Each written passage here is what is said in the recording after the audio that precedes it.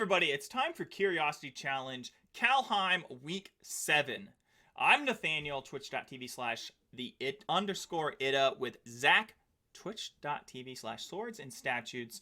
We have free weekly 3-match tournaments each Saturday at 4 o'clock Eastern Time, Eastern Daylight Time. Daylight now. And yeah, you're either watching live on Twitch or Undead on YouTube, but hey, Zach, tell me what Curiosity is. Well, Nathaniel, Curiosity is the most original fan-made Magic format, and it's pretty simple to learn. I mean, we got a really big book of rules here, but it is a minimum 40-card format using cards from the most recent standard set. We have rarity restrictions, though. Your 40-card minimum deck can only have 2 singleton rare or mythics and only 6 uncommons, with a maximum of 2 copies of any uncommon. The rest of your deck can be commons with a maximum of 4 copies of any one common, and then any number of basic lands.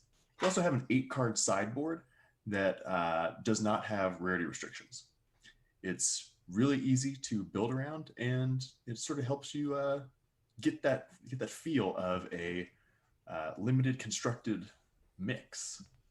Nice. Well, hey, thanks, Zach. You know what also makes Curiosity a little bit different is that we play on Discord, so we have rooms for everyone to chat with your opponent. You know, so you're not just playing a silent computer that says your go, good game, and then it.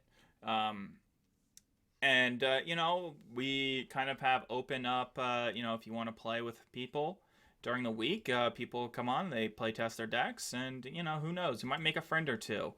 But, you know, just by participating in the Curiosity challenge every week, you earn points, and at the end of the season, we do cut to the top 8 to find our crowned cave dweller for the season. So here we go. Let's take a peek at the standings. Now, I pulled up the... actually the top 15 players, because 11 through 15 has 5 points. And wow. Yeah, it's pretty wild. We see the cutoff at 8. 8 is Edgar Jacobs and has 8 points. So even those people who have 5 points, if they do okay this week, they are okay to go. I don't know, what are your thoughts, and what do you think? Well, so I think you're sort of nailing it there, Nathaniel, that even if someone joins in this week, if you're a new player this week in week 7, you have a chance to get into the mid-pack, or even if you do really well, you could even hit top 8, which is our cutoff for the final tournament for this season. One of the things that is interesting to watch, though, is we have had newer players join in some of the more recent weeks, and they're already either in the top 8 or right near it. You can see that Kang, sitting at 7th place with 9 points, and Queenie Eerie, they have played, I think, 2 weeks, and they're already right there. It is something to notice, though, that Clausies is our current leader. He has won 2 of the 6 weeks so far, and it'll be interesting to see if anyone can really take his crown. He's sort of dominated the season. You know, I feel like if Clausies just shows up every week and doesn't win any matches, he's gonna still have that one spot. He's just too far ahead. But hey, we'll find out. We're going to go right into the round number 1, game 1 of match 1. So we got Hileao versus the Mana Sultan. Now, Mana Sultan is somewhere apartment hunting, so he's not streaming this time, but usually streams. So he's using that tasty MTGA mobile. Let's see how it fares for him. Have you played on Arena Mobile, Nathaniel? Yeah, and I hate it. I was amazed by how good it is. Well, you have the Mac version, correct? That's true. And they did not put their resources in the Mac version. Oh. Well, maybe I'll have to take a a gander back at it. Usually I just make decks with it. But because it's just I don't know, it's just not my style. But Hilario going with a Hilario's going with a green-black elves deck. Now, I did play test with Hilario before the game's tournament started earlier today, and that's one of those things. If you show up early before the tournament starts, you get to play test and see how your deck works, and I definitely see a few changes already in his deck. Yeah, and it looks like Sultan is running an Abzan sort of tokens deck, and he's been tuning this all season, so I'm hoping to see him get some good results with it. Yeah, I mean that's kind of some people have, during Curiosity, people have different styles. Mana Sultan and Naltex, they're the kind of folks who just take a deck and kind of tune it up. Once they find something that they like, they just keep editing. And then you have folks like Clausies and Owl who, they'll put out a new deck every week just to show you that they're champs. Binding the Old God's gonna go in for Herald there. And Hileao has some options here. Thinking about gonna go ahead and drop the Finn and another Sculptor of Winter. He had a few different ways to spend all of his mana, and he chose to put out 2 creatures. Thing is, though, next turn Hileao could drop Elderleaf Mentor and Dustnell Berserker. So that's going to build a big board state.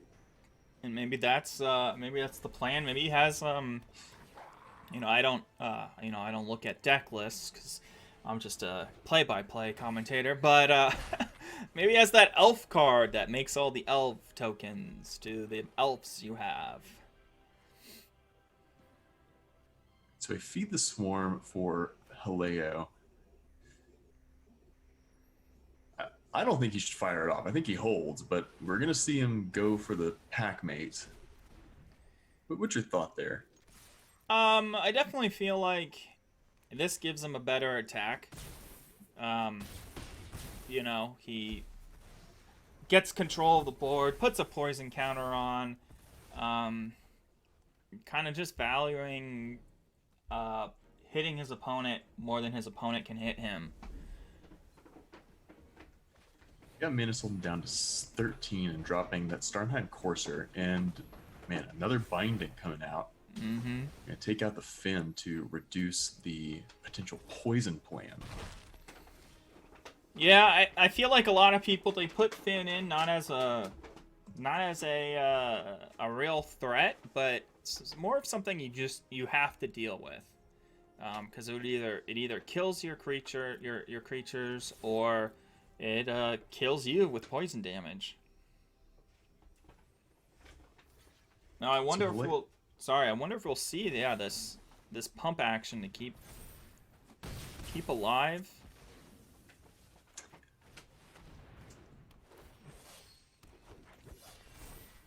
I feel like Hilario doesn't have many creatures that are worth saving, so I'm not quite sure how I feel about his snakeskin veil. I think using the snakeskin veil on Starnheim Courser is a decent plan, because Mana Sultan's deck does include a couple of auras that are going to be lesser costed with it. But now we see Master Skull being able to get back that enchantment, and it's going to slow down all that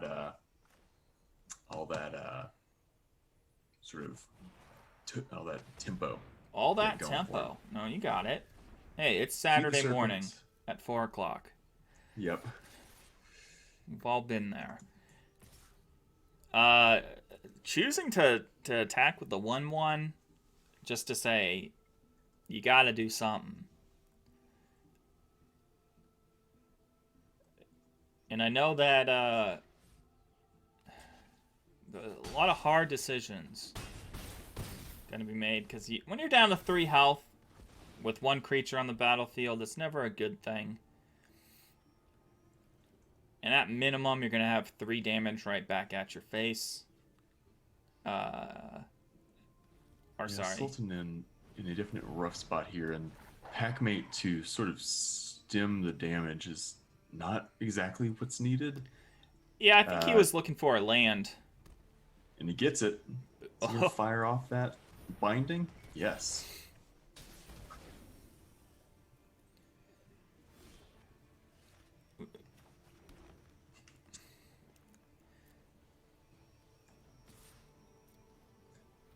Okay.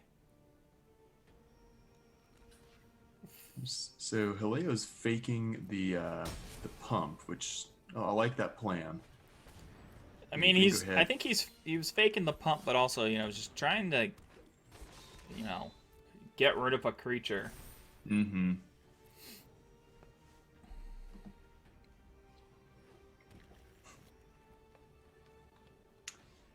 If Sultan can't clear this board... Oh, wow. Okay. So we got Edgar... Sultan gumming up the board again. Oh, and a bound in gold to slow things down even more. Yeah. This definitely looks like Hilario's no longer in the driving seat, but neither is Sultan. We're both top decking. 1 damage is going to come in, and this is good top deck. Top deck rare, top deck rare. Especially with Tyvar being able to create more elves. That's just going to be even better to make the board state rough for Sultan. Oh, yeah. I mean, and if he ever needs mana, he always has this Elder Leaf Mentor to tap for free mana.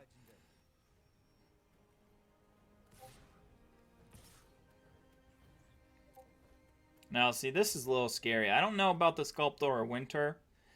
I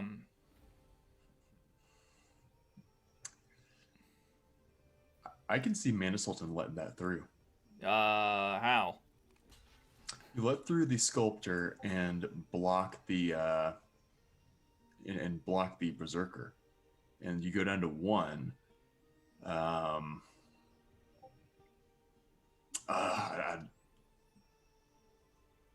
don't know. That's rough. Yeah, I definitely think it's I definitely feel like you should have tapped down the Chariot, or crewed the Chariot and killed the Sculptor of Winter. Because now, what are you gonna do? You're not gonna be able to attack. Or hey, maybe you are gonna attack.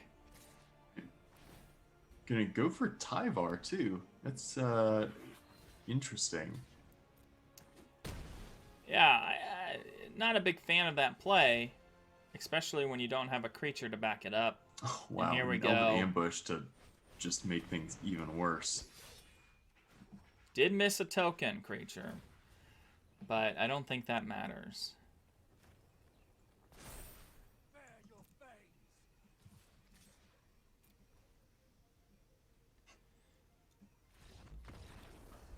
All right, and Sultan going to take the L for that game 1.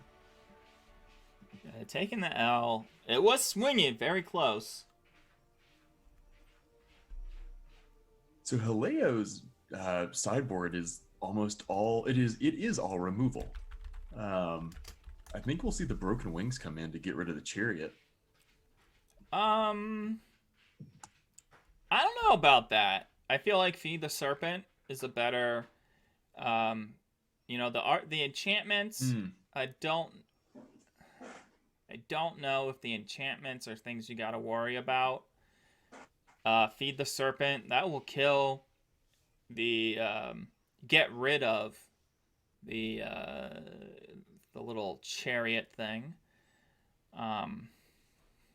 Yeah, Snakeskin Veil, I don't feel like is worthy in this. I don't think that mana is running that much removal, but I guess we'll find out. Let's take a look at Mana Sultan's sideboard as well.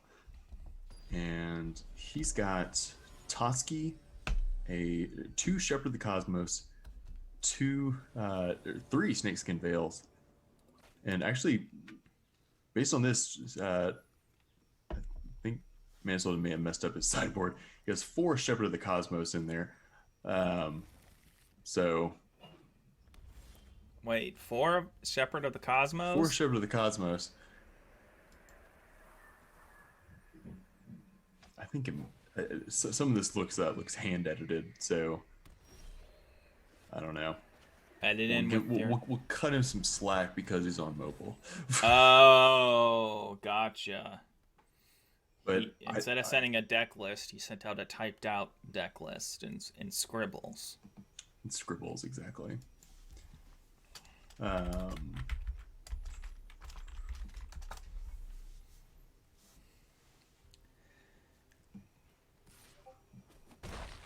One in the air. The Battlefield Raptor. And are we gonna see something? Okay, we're flying high.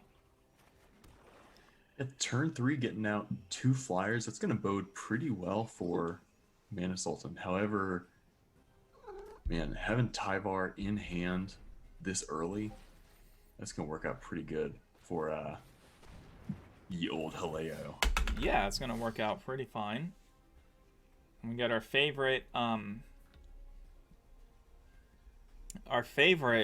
elf, Leroy, hopping on to say hello.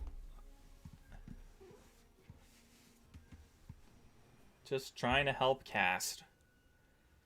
He's the best. And hey, viewers on Twitch or on the YouTubes, if you want to see our cats, we talk about them on the Curiosity Instagram, which will be linked below. And the Discord, which will also be linked below. Excuse me, as the cat goes flying. Struggle for Skemfar. You got to get rid of these flyers, but we got to. I think Binding of the Old Gods is what you want to do, just because getting lands out is going to be better for your go wide strategy. At least that's how I feel. I agree there. What's gonna go ahead and take out the Starnham Courser? I feel like those Story Seekers are going to be really annoying, though, especially being able to gain life over and over again. Yeah, I mean, you can block them, but you don't have anything that right now that's going to survive the block. That might have been speaking a little too soon. Hilario loves to use these snakeskin veils as killing your opponent. Not really how a lot of people have been using them, as not having your creatures die. I wonder how that will fare out through the rest of the tournament.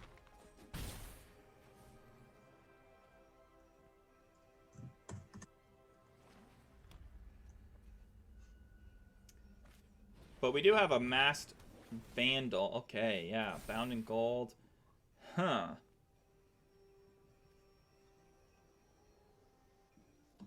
All right, so we'll see that masked Vandal jump in to take that bound in gold, most likely. Yeah. I don't know if he has targets in his graveyard. Oh, that's very true. I always forget that about that card. And, yep, the answer is no. So you could Binding the Old Gods on it, but, I mean, that feels bad. Feels bad, man. I think he feels the same way. At least this lets you get in a Sculptor or Winter attack.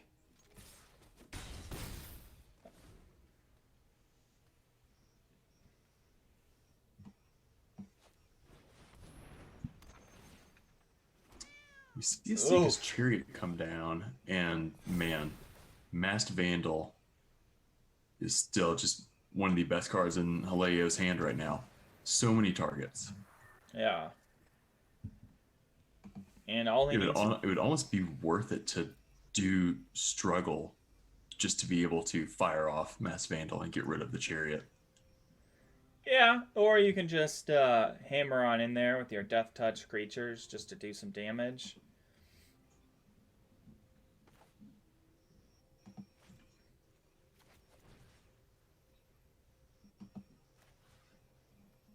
The only problem is that his creatures can't die. His opponents are not big, you know, they're too small for any of his creatures, so can't throw them in front of a bus. And the one thing that you could throw on the bus is a token, so it does not help out at all. Well, with Mana Sultan being able to sort of hold a strong position at 21 life, that's definitely going to help out this long game plan that I think that Sultan's trying to build for. Yeah, but without a creature, we can't fire off that Chariot. And very true. You know, we got Death Touch again. Oh, and just gonna reload on elves too. Get on them elves. Although you see Broken Wings and Feed the Serpents, that those are gonna go to the bottom of your deck. I think we're just gonna attack all. Interesting. Holding back the token.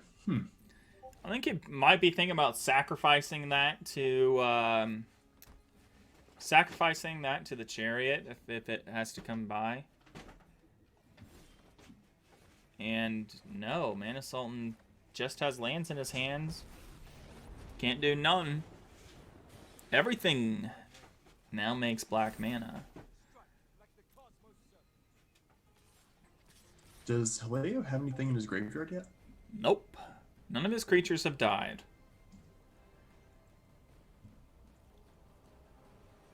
Definitely would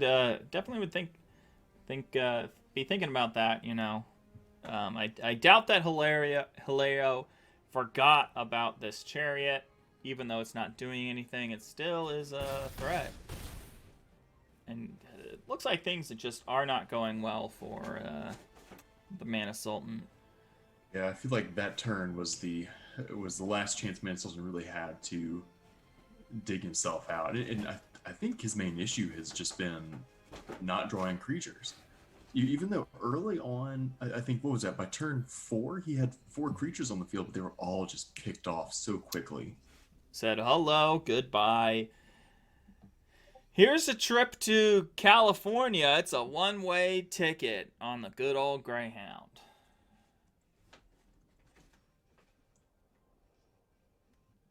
All right, we're just going to move on from that comment like it didn't happen.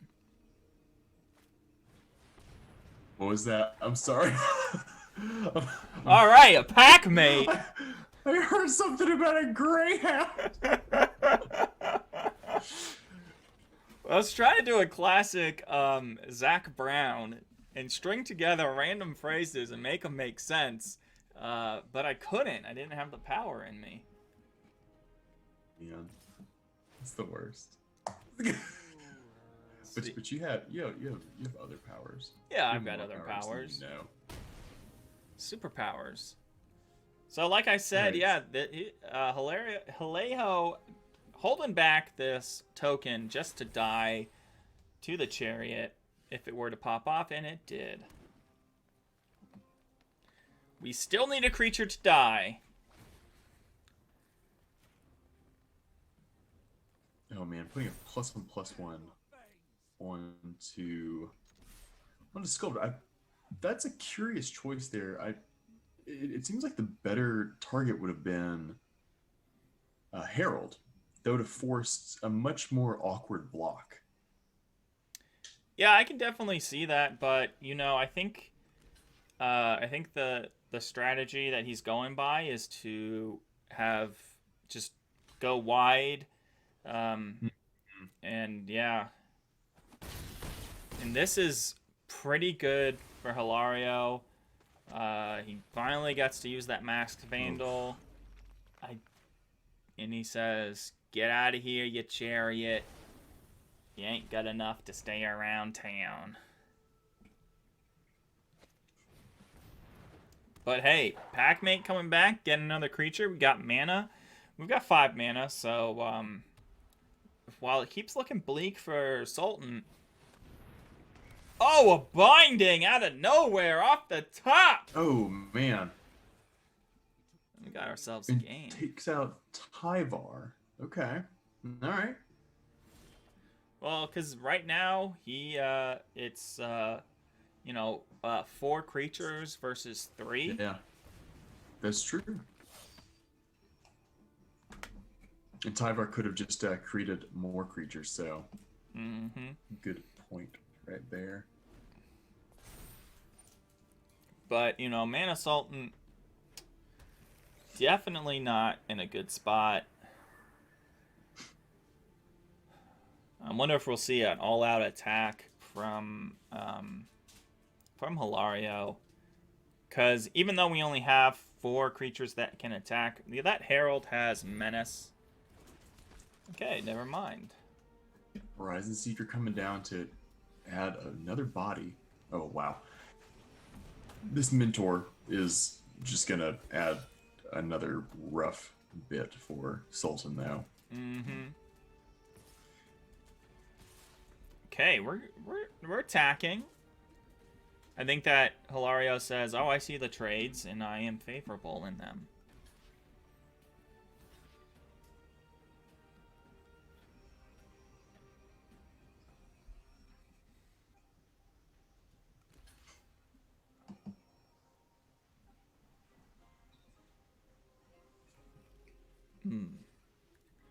Kind of an interesting block.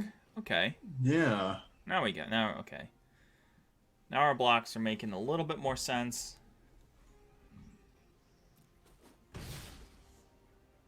This is gonna leave Mana Sultan with the flyer still. With Death Touch. So, yeah, he's got Death Touch, but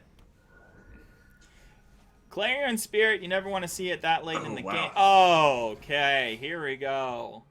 I think Clarion Spirit was actually the perfect card for Mana Sultan right here, because that's another creature creator. It's all about creature creations, and hold on to your bootstraps. This road is gonna get bumpy. So, Mana Sultan considering going to attack with both the Packmate and the Battlefield Raptor. That'll still leave him with 4 blockers. And Hileao goes down to only 3 blockers. Yeah, but oof, raise the Draugr. I wonder if he has any elves in his graveyard. Yeah. He does. I wonder if he'll see another one. War Master. War Master. Oh, wait a second. I gotta give Hileao props for that strategy though, because doing War Master next turn, doing it this turn, Sultan would have just bound it, yeah. And I guess he does have the mana to play it and pump. It is I think it costs 7 to pump. Yep, 7 to pump. And with Finn on, you have to get rid of Finn. Because if you don't get rid of Finn, you're getting all them poison counters, I feel. Well, is that what Mana Sultan's going to take out? No, it takes out Herald. Herald is gone. Not going to get another token from Clarion Spirit, it looks like. No, but, now we all are going to get Death Touch. We're going to see an all-out attack. Pardon me. Hilario plays it pretty safe. Bless you. Excuse me. Got some dad sneezes over here.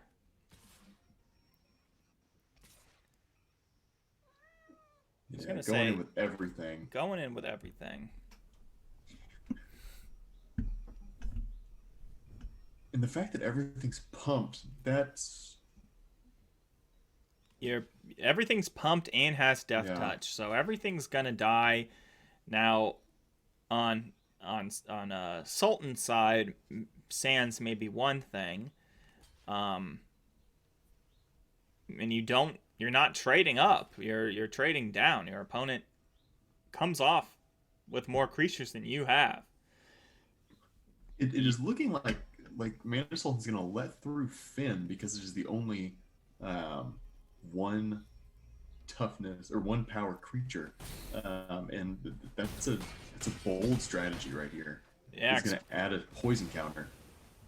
I mean, he gets 2 poison counters, and he has no creatures left. He is down to 1 life. He needs 4 creatures this turn. Can he do it? And good game. Mana Sultan put up a great fight there, I gotta say. Yeah, I mean, it was looking bleak, then it was looking winnable, then it was looking bleak, then it was looking winnable, then it was looking bleak, and then bleaker, and then bleakest. But hey, that's just what happens here in tournaments. Yeah. And again, to both viewers on the YouTubes or currently, Mana Sultan is the 3rd member of Team Cat, and you should go check him out on the Instagram and on Twitch. I think all of his handles are the Mana Sultan. He's also on TikTok for all you yes. young lads and young gals, Zoomers, and zoomies. Makes very funny videos. And you know what? How about we take a quick break, watch those videos, and come back for round 2, game number 1. Okay, so we got Jsin of Diamonds versus Naltex in round number 2. Looks like Jsin might be playing a mono black deck, and Naltex is playing a already mulliganed once deck. Oof. Yeah, Jsin and I talked about this deck last week, and he said coming out of round 1 that this deck is frustrating to play against, and okay. I can guarantee that it is. It is discard focused and is built around Tegrid and her sacrifice ability. Okay. So should be a lot of fun. It actually looks like Joey in week 7 has changed up his deck. Looks like he's playing a different deck. I don't see blue or black so far. Yeah, Joey is running a deck he called Gruul Smash. So yeah, it looks like a lot of aggro here. His 2 rares are Torolf and Arnie Brokenbrow. So we may see a bit of boast action going on here. And talking about Arnie, here he is. Jeez. I don't know if he's going to stay here for long, though. Yeah, Jsin haven't upped that poison the cup. Going to go ahead and fire it off. And bottom. Good old Mario theme song.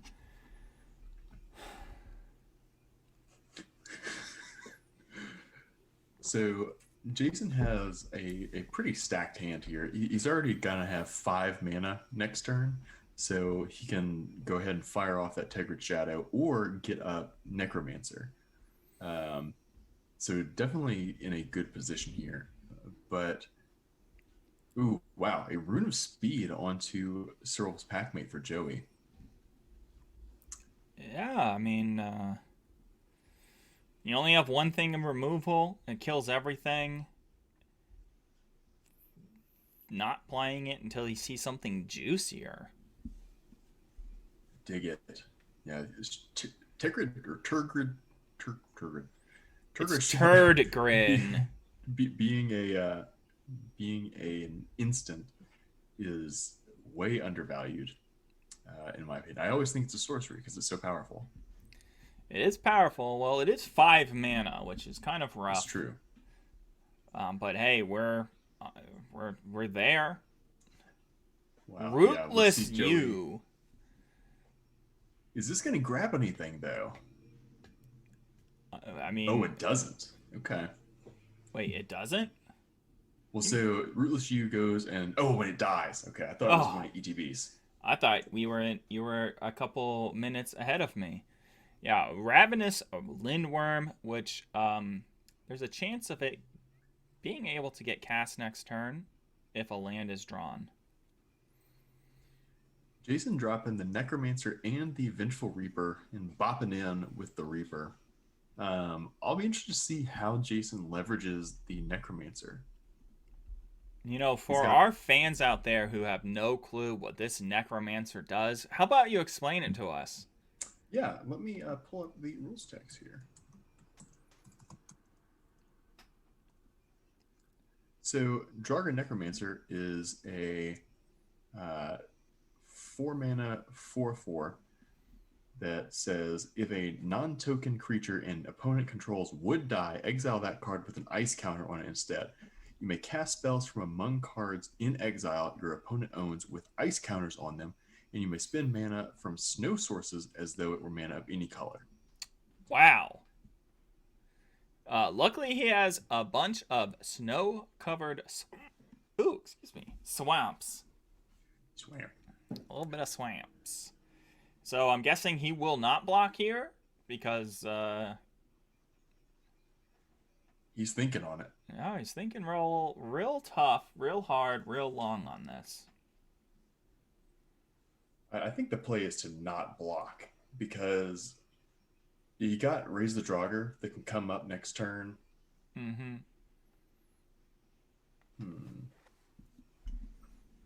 Or even at the end of this turn and then cast everything you just got. Yeah. And wow. Dwarven Reinforcements. Uh-oh. Joey's getting a taste of his medicine. This whole tournament, he's been playing Elderfang Disciple and making people discard. I mean, maybe he'll be doing that. And you know, I am just so blessed. I have the Nerdy Steve in chat. It's always a blessing when he comes around. Man, Nerdy Steve is such a king. And like, if you're watching this on YouTube later, go check out Nerdy Steve's channel or his Instagram. He's always talking about how he's eating bagels, and it's just the most wholesome thing. Yeah. Yep, that run amok. I was waiting on that. Oh, I didn't even see that coming. I was imagining a Nerdy Steve eating bagels. I know it's a distracting thought. And you know, while we do a lot of Team Cat does stream, while Team Cat has 3 different streamers streaming a lot, I feel like the Nerdy Steve streams more than us combined. So if you're ever looking to hang out with someone, if you're ever lonely, we'll promote somebody who's never played Curiosity, but we love them anyways. That's right. And also, like, Nerdy Steve's stream is like, it's such an inclusive, wholesome place. You go there, and he's always got this like sort of calming music Very going, calming. and then he's like playing at like top echelons of arena, but he's just super calm. It's like, damn. I wish I had that chill. Himratgo was also in chat. Himratgo also plays. Well, Himratgo plays Curiosity and also is hanging out on our Discord.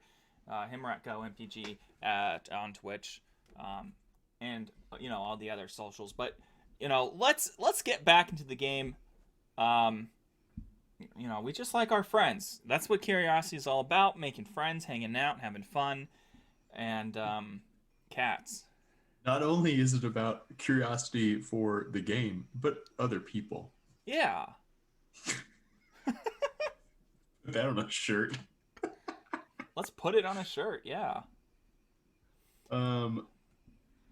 Looking at Joey's sideboard here quickly, he has Vorinclex, another Frostbite, Rune of Might, Blizzard Brawl, and a couple other removal pieces. So I don't know if he's going to side anything out or in rather. Yeah, I don't know. We do have a Priest of the Haunted Edge, which is just great removal. Especially when you have Recursion, you can just bring it back, have it destroy folks, bring it back, have it destroy folks, bring it back, and have it destroy folks. Just going to go ahead and foretell here. I'm surprised it didn't go Elderfang Disciple, because being able to rip up the hand early, especially against an aggro deck like this Gruul thing Joey's playing. Oh, wow. Well, luckily, he's not aggro at all today in this game. Yeah. Getting down the Vengeful Reaper and sort of being able to... Oh, wow. Frostbite coming in. And forgetting that you need 3 snow lands to make that happen. And oh, it hurts in your side. It hurts. This is not going the way Joey had been planning in his head all week. In the shower, just thinking about the matches, walking his dog, just not thinking that, not planning on this happening in his lifetime. Jsin dropping the Priest of the Haunted Edge rather than the other Elderfang Disciple. I think Jason's being too nice there. I would have gone for the other Elderfang Disciple. Just been like, give me all your hands. I think what his plan might be is that if his opponent drops a creature, well, never mind. The game's over. Let's move on to game number 3. What does Jsin do here? Do you think he casts Turgid as a creature or as the Lantern side? Well, I'm going to go ahead and do creature. He's kind of a jackass and didn't give us time to answer. He's just quick on the draw there. Quick on the draw. Joey has to do something or his life is over. This Dwarven Hammer isn't going to hammer any skulls unless it's attached to a body. And Joey says, let's make it fast. Oh, and foretelling. Wow, okay. So the equip cost of Dwarven Hammer is 3.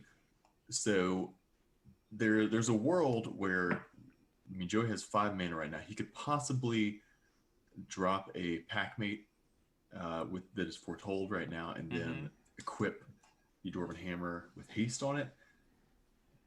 I don't know if Jason's going to let him do it, though. Especially with that Poison the Cup already foretold. Yeah, he's got Poison the Cup, and you know what? Even though he's running mono black, he has a snow-covered mountain. Oh, this is going to hurt. There's so many hurts happening. This one hurts the most. Joey getting the God tier draw, and then he's going to get it God tier thrown in the trash. Jsin waiting until Joey has spent all of his mana, and then going to go ahead and fire off that Poison the Cup. And then scrying. Oh, and Joey's just saying, nope, I'm done. Yeah, I don't done have with this game. I'd have no reason to live. Might as well just throw me in the trash. But if you want to see Joey living, he's streaming right now. It's Naltex, Naltex _. I can't believe we're on game number 3, and we forgot to say that. Yes, Joey just recently started to stream, and he streams different types of games that I guess the rest of our community would be playing, but they're not games that are bad. He's playing cool games. Yeah. It's games you're probably interested in, but because you're playing Magic, you're not playing those. It's true. That's like me in every game. It's like I want to be playing Fire Emblem, but I need my dailies because I'm addicted to Magic. I want to play some Magic. Yeah. I was supposed to do my taxes, but then I played Magic. Man, I did my taxes last night. I got to do an ! Opinion about those. Did you get money back? Did you get money back? No, I had to pay for the first time ever. Oh my. Me neither. Anyways, moving on. Taxes, yo. Jsin with a slightly slower hand this turn. I would say it is very slow. But hey, if Joey decides to keep what he's doing and play slow aggro, um, Jsin's in a good spot. Slagro. Slagro, I like it. Dropping down Priest to potentially be a blocker for whatever Axguard Cavalry makes fast. Well, wow, Arnie coming down. Arnie already has haste. And if you're watching this on Twitch right now, don't forget that we have the highlights, aka match by match coverage, on our YouTube channel, which is new. So yeah, check out our YouTube. Videos usually go up somewhere at the beginning of the week. And if you haven't subscribed yet, you better subscribe or we will cry. It's kind of like our Instagram. If you're not following the Curiosity Instagram, what are you doing with your life? What is it? If you're not subscribed to the YouTube, like, are you even living? No. Doubt it. We saw Jsin last turn use a priest to take out Arnie and is now letting through a Craven Hulk that was hasted by the Axguard Cavalry. Yeah. Lots of options here. A lot of options. All of them feel good. Yeah. I mean, Jsin could activate Priest to take out one creature and then Poison the Cup to take out the other. Or even do some sort of Foretell Skull Raid and take out one card with Disciple. I think you just do Skull Raid right away. Okay. If Joey puts down lands, that means he doesn't have big B for creatures. If he puts out big B for creatures, that means he doesn't have lands. Drops a Frostbite and a land, so not the best hand right there. I mean, if you play Frostbite right, you're going to be fine. But the thing about Frostbite too, the thing about Priest is that it's 4 toughness, and that is just such a high standard in Kaldheim, really. Yeah, we got Tergrid, but we don't got the mana to pay for the creature.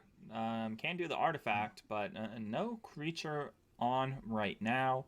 But just like earlier, last turn, Jsin does have a lot of options he can be doing this turn.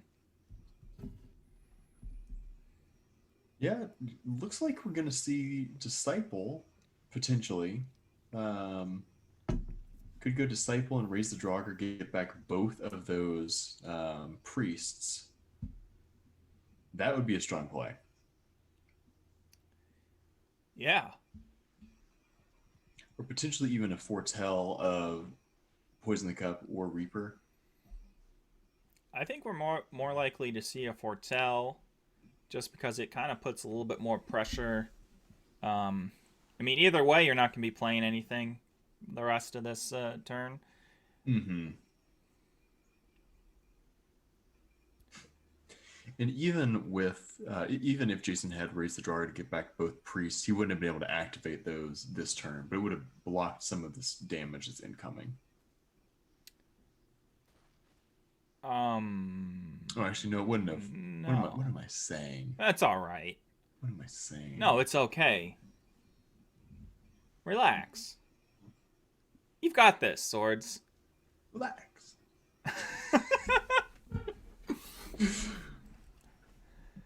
All right. So, have the Poison the Cup up. We got Poison the Cup up. We've got Tergrid ready to go. We've got a Reaper ready to be a peeper, you know. Jason's in the tank here. He was looking at his graveyard, seeing, okay, I got 2 priests, I got my Elderfang. However, Joey has 9 on board, so Jason has to either kill something or put something on board this turn. And doing the artifact side of Turgid is not going to do it. However, putting down the creature version of Turgid would be pretty strong. Yeah, it'd be good. It'd be good. Yeah. That would set him up better for next turn. As long as he doesn't block, or Joey doesn't have a firebolt or frostbite or a way to remove. I mean, because we know there's nothing really in red that's going to kill Turgid right off the spot, but Stomp could, but Joey just got to that mana, and I don't even think that's in his deck. It is not. We could see a run amok. That is probably the most likely way that Joey will take out Turgid. And that's what we saw last on Joey's win. Yeah. But hey, it is not there. And neither is a frostbite. However, getting down now Jason has 6 lands. He could raise the Draugr and get up both priests. That's would have been a huge line of defense. Well, we got Turgid Shadow off the top, so we're not dead yet. And maybe we're not really worried about the having a line of defense. Elderfang. Okay. He says, I want what's in your hand. What do you got?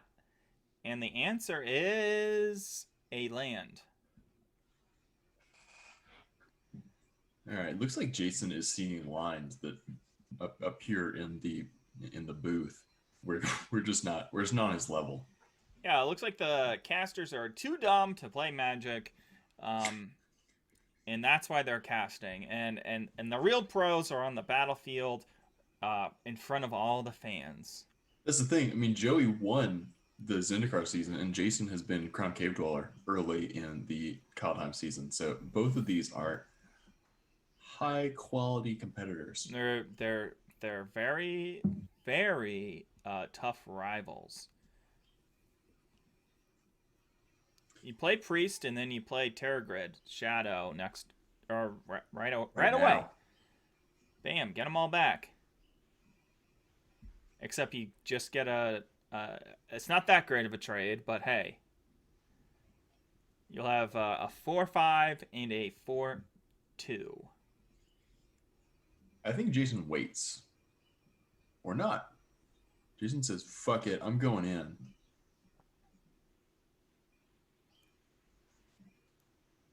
Alright. The Turgid Shadow next turn could be pivotal, especially if Joey plays another creature here. If he doesn't, that likely signals that he's got either a Run Amok or another Frostbite. I mean, Run Amok would be not lethal necessarily, but it could be lethal. Blizzard Brawl is also...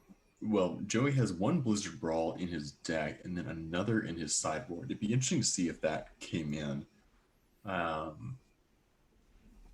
That could really mess things up for Jason here. Rootless U.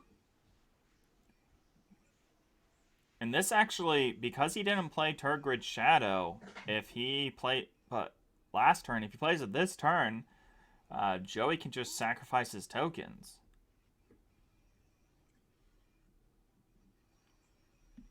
Yeah, I think Jason may be in a position where he needs to... Man. The fact that Rootless U is just going to go find a Lendworm, that makes any any sacrifice difficult for Jsin.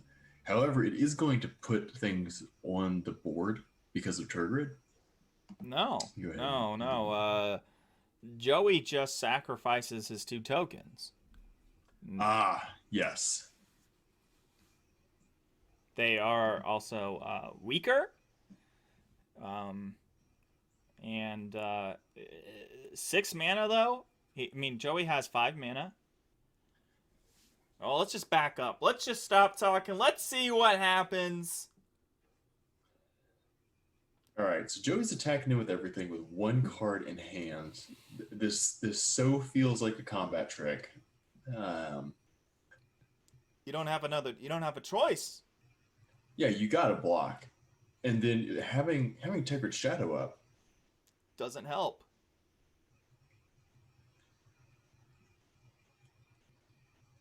Because he'll just sacrifice the tokens. Yeah, he has to sacrifice. He has to play it afterwards. Kill the tokens, but he also has to survive. Or potentially even wait until after blocks. Yeah. That might have been. Okay, so yeah, we see Joey going ahead and taking out both of the tokens. And you gotta block. Everything die. No What? Combat. Wow. What? Okay. What does Joey have in his hand then? He has the fact that he tricked us. Oh, a Fearless Liberator. Oh my. And Jsin can't attack. I can't believe my eyes. I'm dumbfuzzled. I'm gonna marry my cat.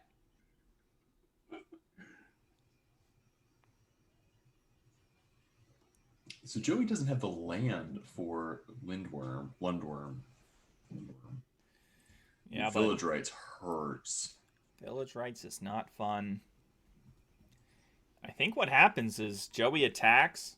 If he doesn't get a land, he attacks all. That's 1 die. Just creates a token. Yeah, I think we attack all, create a token, get your opponent down to 1 life. The next turn you have, a 2-1 and a 2-2. That's how I see it. And Joey sees it the same way. He's got a brain on them shoulders. And Jsin has to block, and really has to block Fearless Liberator. Which is that. Unfortunate, because what he sees into the future is that there's going to be a very fast, big old worm across the board. Or not. Gosh. Is there a reason to attack with Turgid and then use Village Rights? You might as well.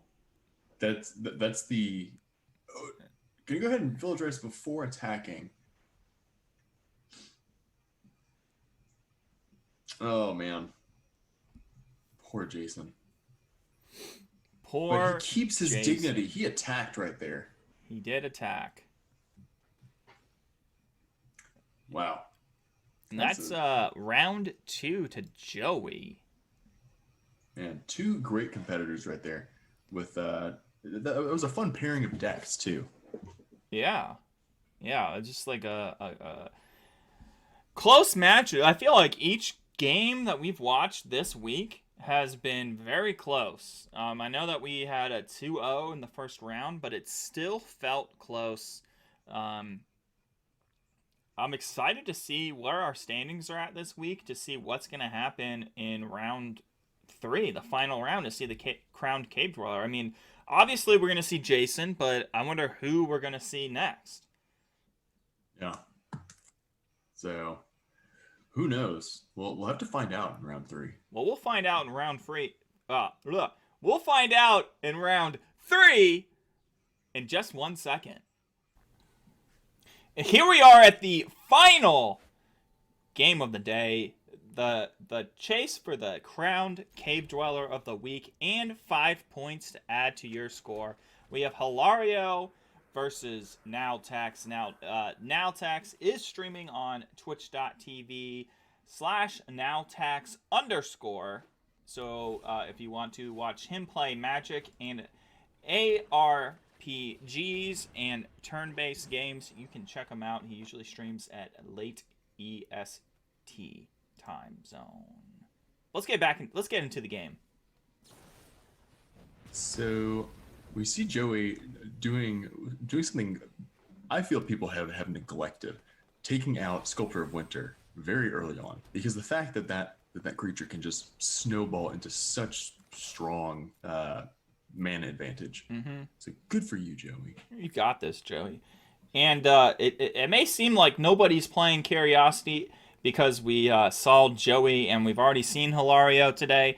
It's just we just randomly pick matches, and when you only play 3 matches a week, you know, if somebody does good, you're gonna see him again. So, and it's something too where on our Discord we have over 100 members, so there are literally dozens of us. Yeah.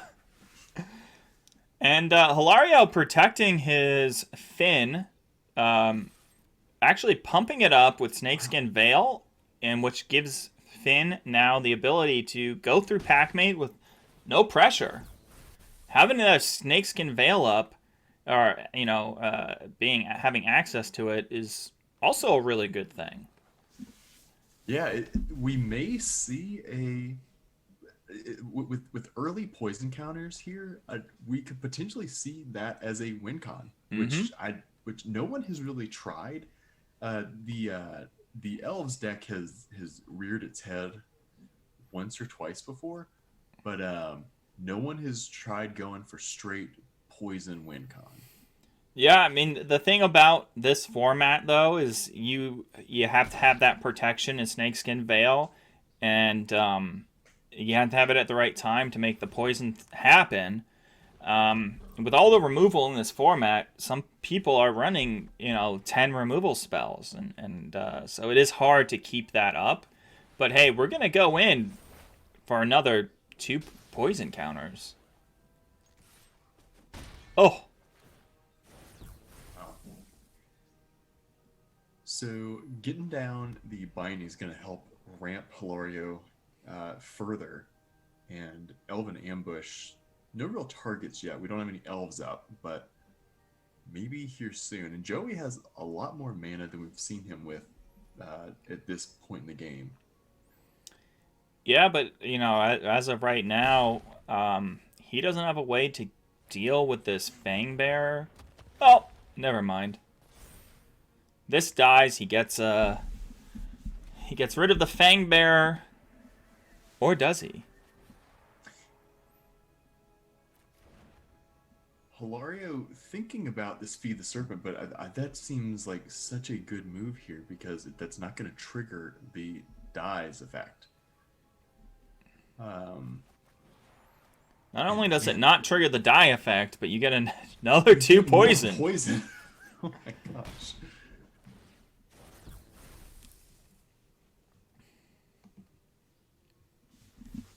Man, I'm not gonna play favorites, but if Hilario is able to win by poison, like, we may have to give him another point. I don't know. It does seem crazy, but hey, I feel like Finn's gonna go in and take out this worm.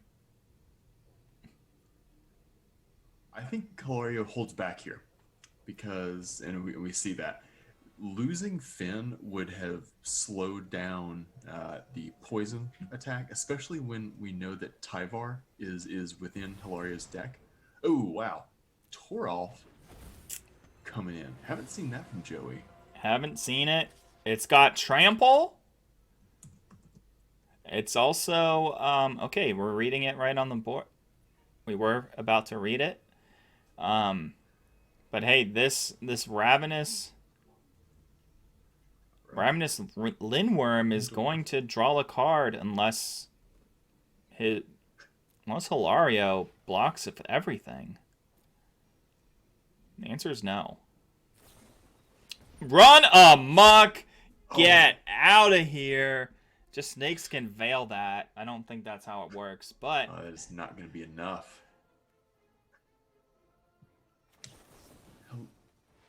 okay. Hilario fires off the The hex Snakes Can proof. Veil. Maybe to stem some of that damage, No, but... to get a token. Okay.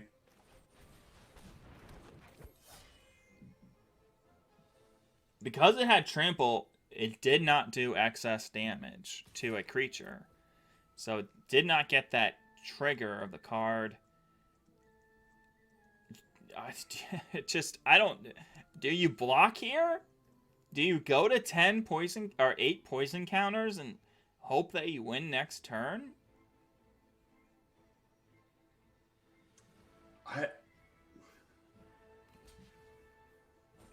We're gonna see a block right there, and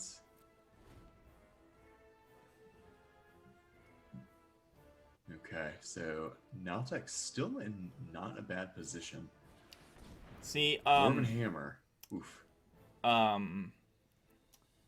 we have once again we have an excellent friend in chat. The Nerdy Steve said he could have assigned all the damage to the Berserker instead of trampling over, which could have drawn him a card, or could have possibly just assigned 1 extra damage to draw a card. Well, hopefully Joey watches this back and sees that. But hopefully he's not stream sniping. Joey seems like a stream sniper. Not gonna lie. Raise the Draugr. What's really cool about Raise the Draugr, if you have a Finn and then that Elf War Master person, they're both warriors. So you can grab a poison guy and a poison friend. But I don't think we're going to see that. Did I miss the Elven... Did he discard the Ambusher? I'm not quite... Yeah, I don't know how that got out of there. I don't think you fired it off. I don't remember, but hey. Sometimes we get distracted while we're watching the game. So Naltex in an interesting position here, too, because we're going to attack with both, and... Okay, Finn... Gonna kill the Lindworm, and, wow, everything cleared out. Hilario at 2. Hilario at 2, and this is not more than this is 7. That's not enough. You see the good game, but they're gonna play it out. Yeah, you never know. Your opponent can make a grave mistake. That's right. You can always make a grave mistake. But not this time. Joey makes no mistakes. He doesn't shame concede. He wants to win this 2-0. Joey hasn't made a mistake in 3 years. I don't know. I can't go... I mean, I don't even remember last week, so... I think that's true. He hasn't made a mistake in 3 years. Yeah, he's that good. Okay, so Hilario did bring in 2 uncommons. Or maybe 4 uncommons. So has to get rid of uncommons. Or maybe it was just... Sorry, no, it was just... math is hard. It was 2 uncommons. So he has to get rid of 1 more uncommon to make his deck... Yes, that's 8. That's 8 cards in the sideboard. Counting is hard. Taking out 1 Elven Ambush and maybe the other Blizzard Brawl?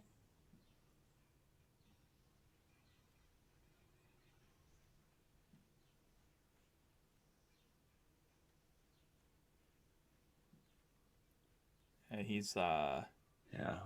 Hilario really thinking about which uncommons are going to be the ones that come out. I mean, he has... No, he has 6 uncommons, so I think he's... Oh, yes. Oh, yeah, I can't count either. Right? 1, 2, 1, 3, 2, 4, 5, 3, 6? 4, 5, Yeah. 6. Yes, he has 6. So he's trying to figure out what to take out to put something tastier in.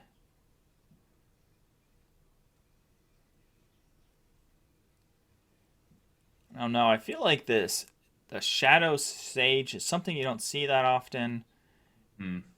The way the board was set up wasn't too wide with... I feel like you either play with Elven Ambush and the Shadow Sage, or you don't play with either one at all. Yeah, dropping elves doesn't feel good there. Would end up taking out a Shadow Sage and putting back in the Elven I have ambush. no idea. It was fast. Yeah, a lot of thinking on that end. Going back and forth. Now you don't have that great of a hand. 2 untap lands and things that cost mana. Yeah, that's a really expensive hand, and well, thankfully we get an untapped land, and yeah, let's go ahead and foretell that struggle. Yeah, I definitely feel like we're not going to want to play Elvish Warmaster right off the bat because your opponent's going to have a few things of removal waiting for it. Elvish Warmaster is waiting for a Frostbite if it's played on turn 3, or even before Hileao gets a Snakeskin Bale. Mm-hmm. Another tap land. We see a Warmaster. I mean... Bold. Yeah, very bold. Says, my opponent doesn't have removal, and will never have removal. Okay. Arnie coming down. Ooh, boy. Hey, here comes our Fang Bearer. Fang Bearer can... You go. I was going to say, Finn could be dropped in and then struggle to kill Arnie. Mm-hmm. That seems... Here's your optimal play. Because you get that +1/+1 counter, which really helps out. It's also helpful too because again, putting anything at 4 toughness is excellent in this format because that's going to get you above Frostbite. It doesn't escape Demon Bolt, but most of the creatures are not going to be able to hit past that. And yeah, it's like you either need to have a Demon Bolt or you're going to need to have a ticket to go home.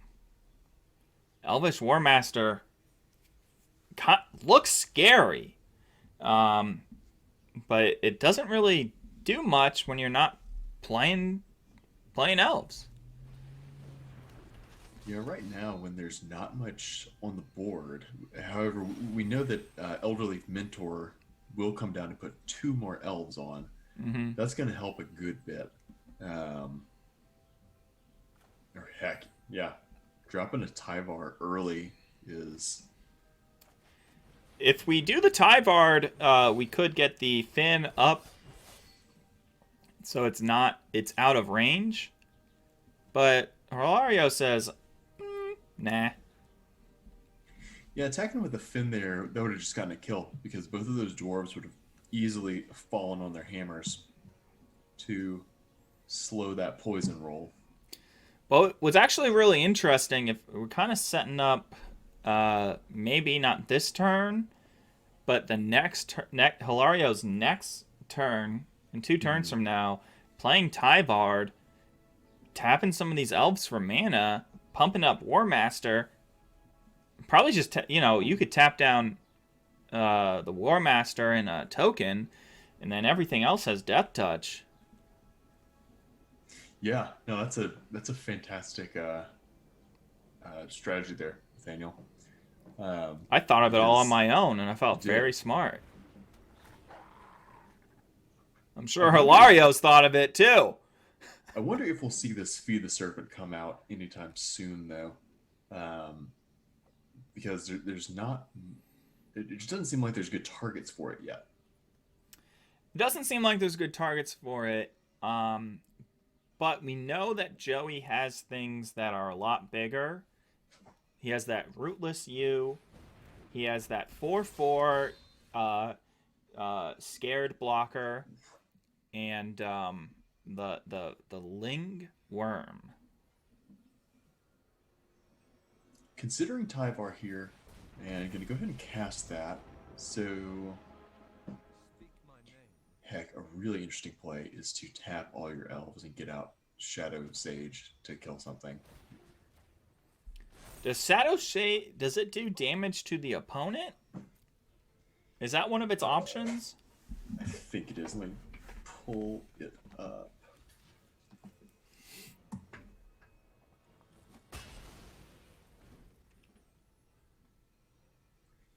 So, Skimfar Shadow Sage. When ETBs choose one, each opponent loses X life, where X is the greatest number of creatures you control that have a creature type in common, or gain X life, where X is the greatest number of creatures you control with X with creature type in common. Okay. So, Skimfar Shadow Sage, that's hard to say. Seashells on the seashores. Yeah. It itself is an elf. So it would add to that total. That's going to do at least 5 damage. Where's the 5 from? Finn isn't a elf. Because Elvish Warmaster will make an elf. When another elf ETBs, that makes an elf. Yeah. See, you're smart. Okay, we see not Vold Recluse. Did you say Recluse or Recluse? I think it all depends. If I'm feeling smart, I say Recluse. If I'm like feeling crazy and reckless, I say Recluse. Wow. Well, we see that Recluse get recluded. Removed. We see the spider die. And Tyvar is going to go ahead and make another elf. Oh, 2 elf tokens just off of that. So he could play this. Oh, here's the play. You go for Sculptor of Winter, and then you tap stuff to get out Shadow Stage. But Hilario, they're on another continent. On another continent. Hilario is all the way in South America, right? Oh, he's in Portugal. Is that not South America? No, that's in... Wait, that's in... Yeah. God. Oh, God! It's attached to Spain. Oh, no! Okay. Like the Brazilians speak Portuguese. Well, I think, in all honesty, I'm an American, so I don't even know where the 50 states are. That's right. Who knows where Wyoming is?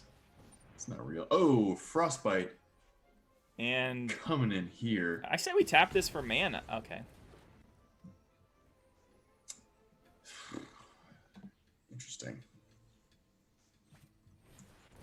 Dwarven Hammer. Making a dwarf.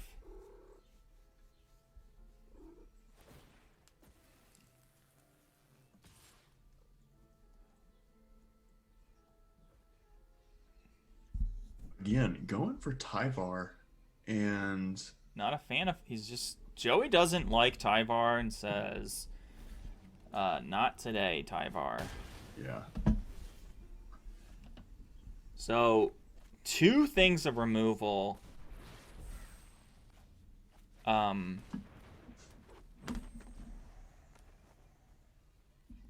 So does now Tyvar also creates mana on the opponent's turn, right? Is that that rules text? That static ability? And the answer is yes. So, yeah, elves you control have tap. It doesn't say that it's bound to your turn. So based on that, we could see Feed the Serpent being used here, as well as, well, no, it's Poison going the to be either cup. one or the other. And actually, I stand corrected. Feed the Serpent wouldn't be used. It's going to be Poison the Cup. I can't read the screen. Yeah, I can't can't you read the use? battlefield. You can use Feed the Serpent. Um, Oh no, because right. Sculptor is. Sculptor had summoning sickness. Oh man. Remind me what summoning sickness is. Summoning sickness is when a creature enters the battlefield. They are sick with the time it took to be summoned to that plane, and they have to chill for a turn, so they can't tap. So here's a question that I Attack. have. If planeswalkers are the only thing that planes can planeswalk, how do creatures get summoned? UPS. Okay.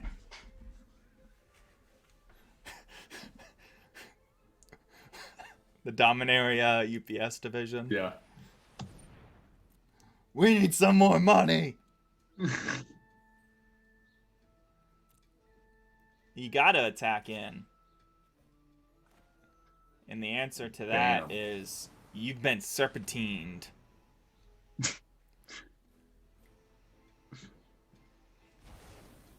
The fact that Joey can just keep activating that hammer, oof. Keep putting on that pressure. It's the big oof.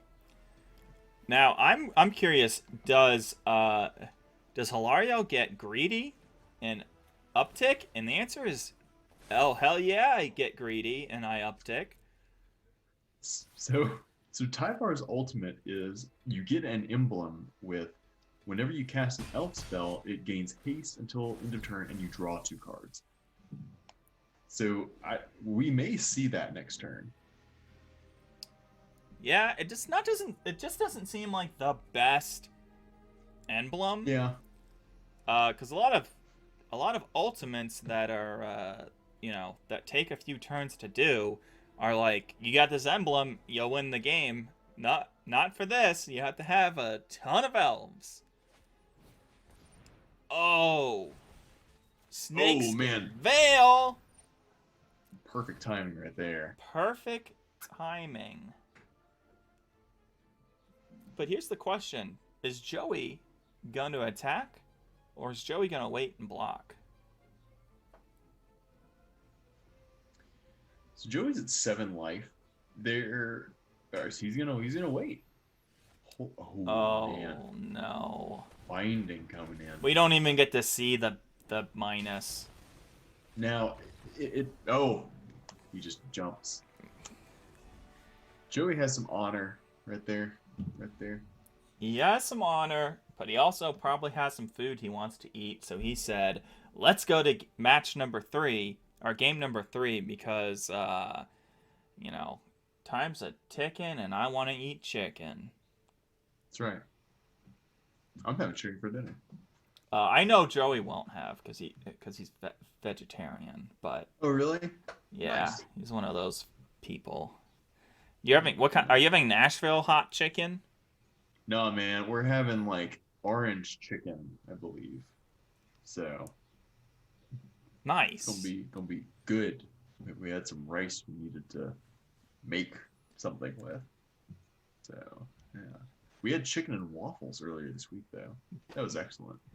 That's I think that's what I had when I went to your area. Oh yeah. It's like a southern thing, isn't it? More. Yeah. Okay. Yeah. When I was in college, on Saturday mornings, the cafeteria was like, it was all breakfast foods, but they would sometimes like be making like chicken fingers and stuff, and we would get the chicken fingers, put them on waffles, and then I think I also put a bunch of gravy on that too. So it was crazy times. Crazy times. Crazy times. I do miss those times of my freshman year of going into a cafeteria. Like, I'm an adult, but also not. This is Yeah. better than high school food, but not that much. Yeah, I'm gonna eat I'm gonna eat cinnamon toast crunch with chocolate milk. Hilario mulliganing because he only had a 1-land hand. This hand does not look great either. Honestly, What do you drop here? you drop the Woodland Farm. Raise the Draugr or Woodland Charm or whatever it's called. Woodland Chasm. Woodland Chasm. I honestly, you can't. I don't think you can get rid of the Draugr. Well, I think dropping the Draugur's the better plan because you're getting to binding closer or faster, and we see that fourth land come quick. Fourth land said, I'm going to decide who wins this argument. And the answer is Zach. And a Feed the Swarm coming in there too. I think Hilario's feeling good about his mulligan decision there. However, with Naltex on the play, we can expect a pretty fast opening. Yeah. Maybe. Who knows? Man, we got this spider, but so far, Hilario's not saying rain, rain, go away. Or what's the spider one? It's Itsy Bitsy Spider. Yeah. They both have rain to deal with them, and they're both about Yeah. songs that children water sing. spouts. Water sports. So, Death Kneel Berserker versus this Not Void Recluse. Is it gonna happen again? He's thinking about, do I want to keep this? This is a decent play though because it is gonna put the Berserker at 3 power, and and a Frostbite to take it out before Snakeskin resolves. Oh wow. Good for Joey there. That was a strong turn. It was a strong turn, but it's been negated. We're back to square one. It looks like Joey might have missed land drops. Yeah, Joey has missed just one land drop. But only having one green source, that may be an issue down the line as well.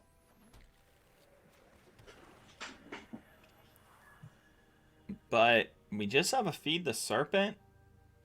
I mean, this Shadow Sage isn't going to do much. We can Feed the Serpent if we don't see anything that's worth taking out. So the thing about Craven Hulk, the fact that it can attack alone but can't block alone, that I have lost way more games than I care to admit to that little fact. But Hilario going to go ahead and use that Feed the Serpent, clear the board again. Rootless U is going to be able to just take out this Shadow Sage. Yeah, it is not looking great. That's why Hilario says, I'll gain 1 life. Shadow Sage to me just feels like a win more card. And you see the sadness that's happening.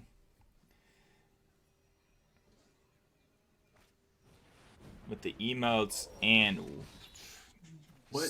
Surtland Flinger. Surtland Flinger.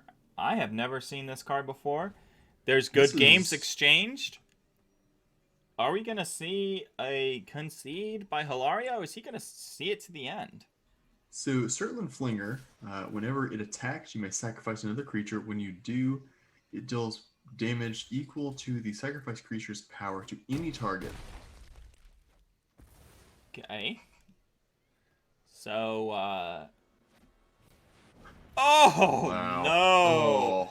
That is definitely a GG. Good night. We have a round 3 winner and a, I think the first time of the season, Curiosity champion. Now, we're going to get him on an interview in just a second. Okay, we have the Curiosity Challenge Kaldheim Week 7 winner, Joey. We're doing an interview now. This interview is brought to you by the Marin County Maternity Ward. Um, they they say you'll get a baby. It might not be yours, but hey, it's Marin County. You paid for what you get. They're sponsoring the Fresh Champ of the Week, Joey, aka Naltex, aka twitch.tv/Naltex_. Joey, how was your week so far?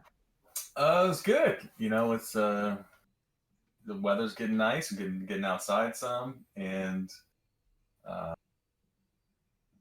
got to cap off the week with a nice win. Nice win. Now, we actually watched 2 of your matches this week. It seemed like a lot of the games were super, super close. How did it feel clinch-wise on your side of the battlefield? Well, a couple of them were super tight.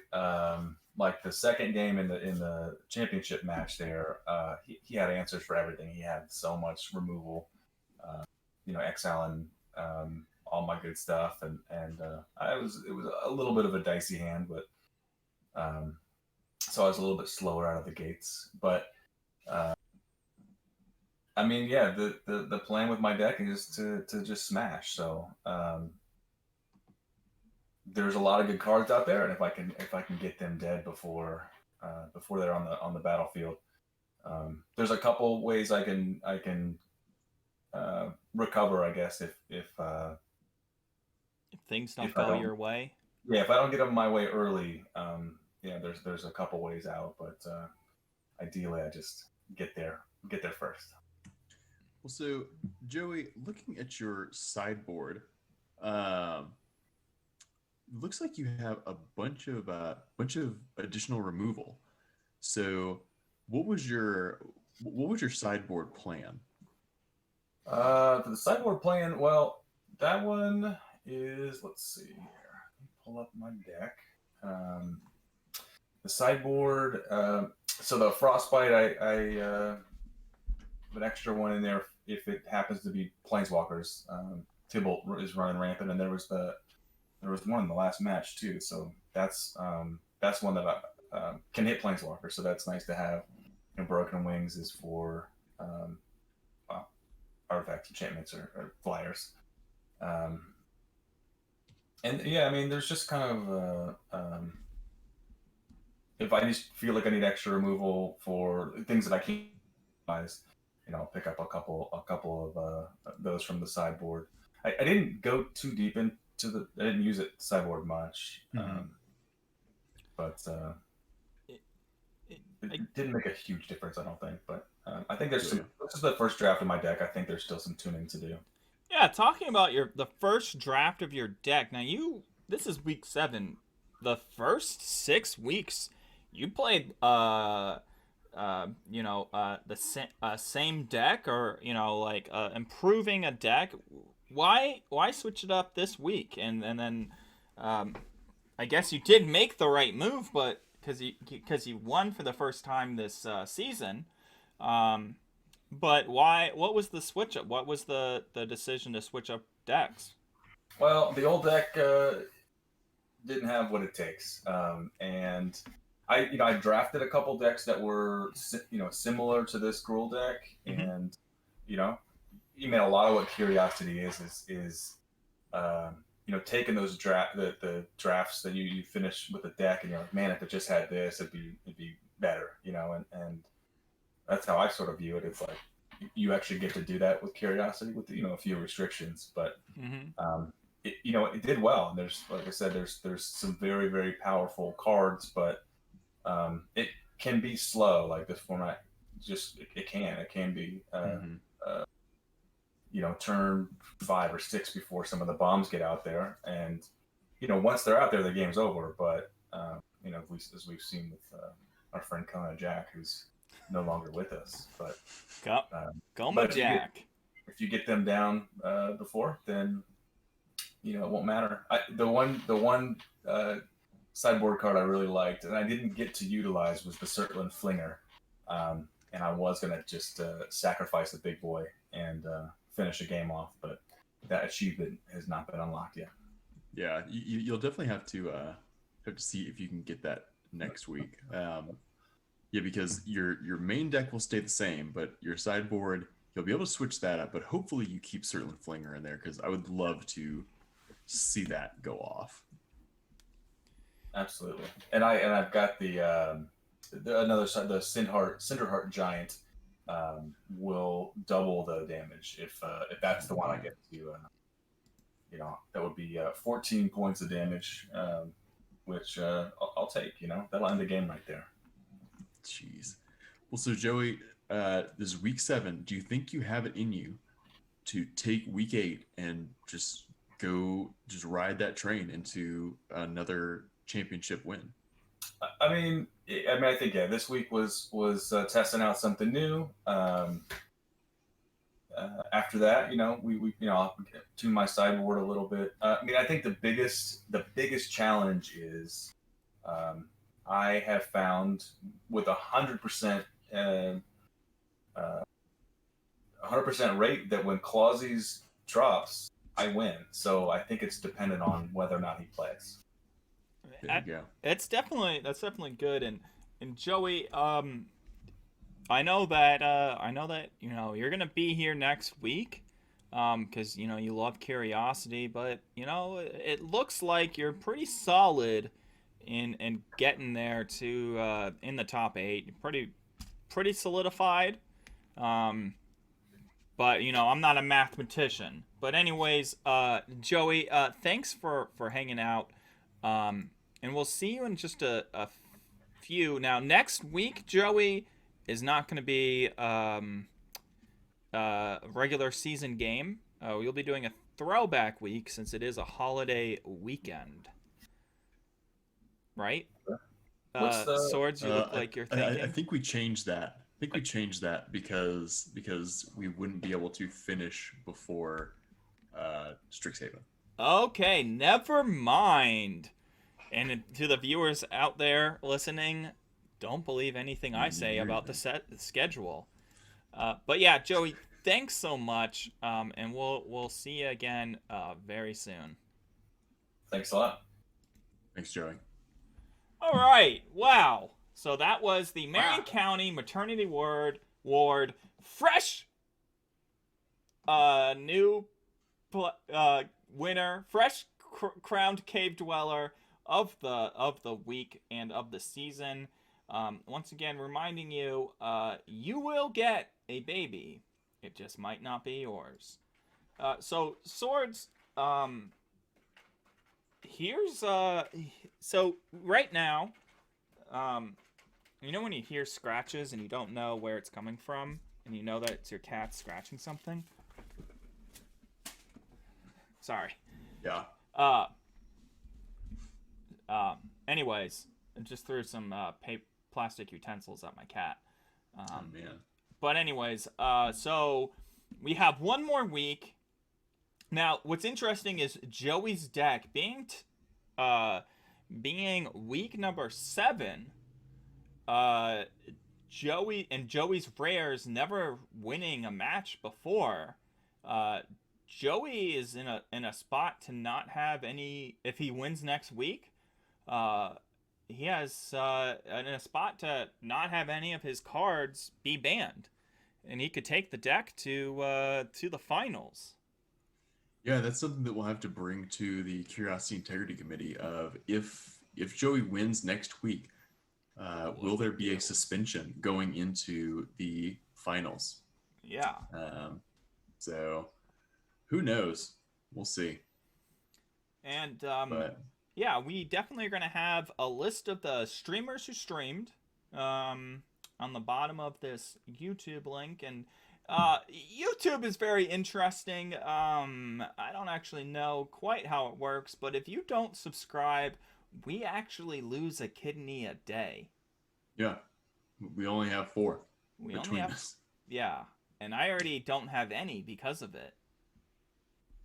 That's why I'm so pale. Yeah. And you're so handsome. Wow. Well, do you have any other words of wisdom, Swords?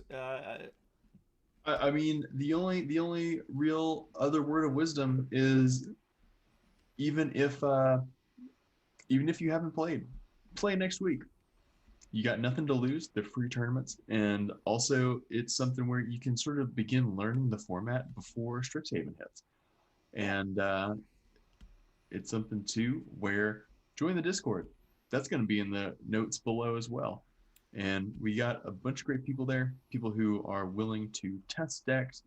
We've also been sort of talking about the spoilers for Strixhaven. There's a lively discussion about that. Generally, almost every day, every time a new spoiler comes out, someone's talking about it. So join the Discord. We're happy to have you there.